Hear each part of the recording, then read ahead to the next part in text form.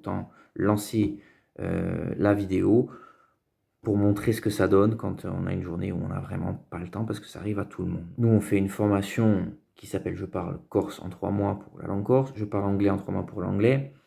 J'expliquerai plus tard pourquoi ce titre, hein. Mais pour résumer, on va dire que c'est une moyenne pour les élèves qui appliquent la méthode SLT.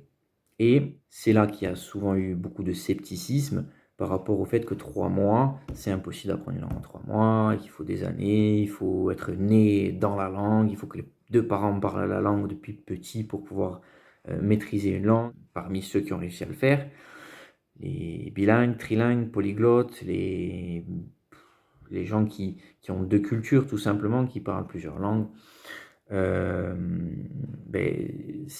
doute n'existe pas. Les gens qui ont voyagé le voient aussi, hein, en quelques jours, des fois en quelques semaines, dans un pays où on avait quelques vagues notions, souvenirs d'école datant d'il y a 10, 15 ou 20 ans ou plus.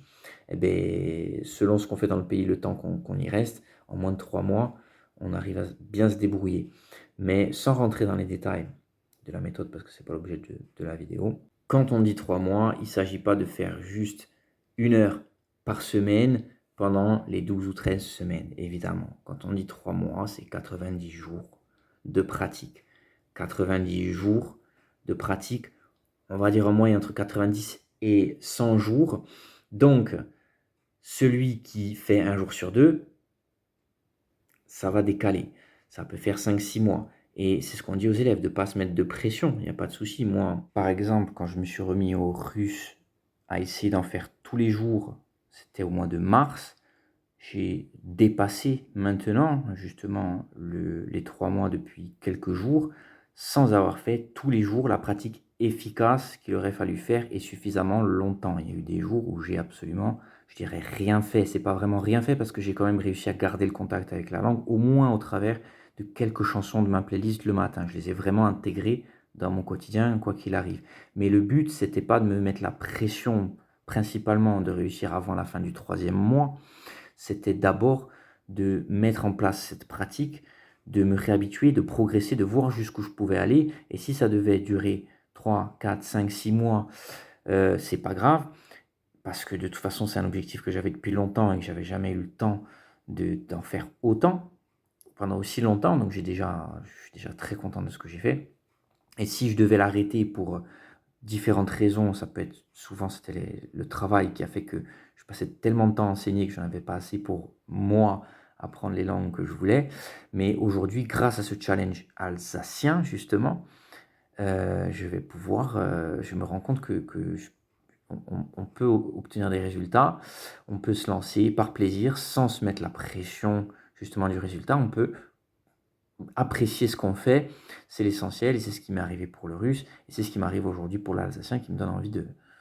Mince, c'est pas parce que je les parle pas parfaitement, couramment comme un natif, les langues, que je peux pas quand même me plonger un peu dedans de temps en temps et continuer à élargir mes modestes connaissances de cette planète, on va dire, de ces gens, de ces cultures, au travers de ces langues, parce qu'on n'a aucun autre moyen, aucun meilleur moyen en tout cas, d'apprendre une culture, de comprendre les gens d'un endroit sans parler leur langue. If you talk to a man in a language he understands, you talk to his head.